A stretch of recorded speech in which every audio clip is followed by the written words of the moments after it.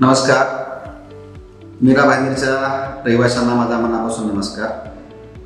माननीय मुख्यमंत्री नामदार श्री एकनाथरावजी शिंदे सर यांच्या संकल्पनेतून डीप क्लीन ड्राईव्हची सुरुवात झालेली आहे.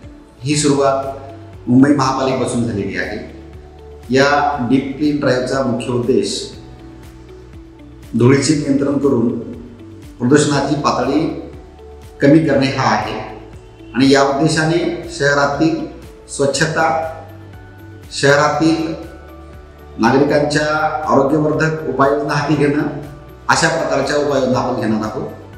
आणि या उपक्रमाला भेट देण्यासाठी माननीय मुख्यमंत्री उद्या दिनांक 30 डिसेंबर 2023 रोजी सकाळी 9 वाजता नवघर येथील हनुमान टेम्पलजवळ येणार आहे.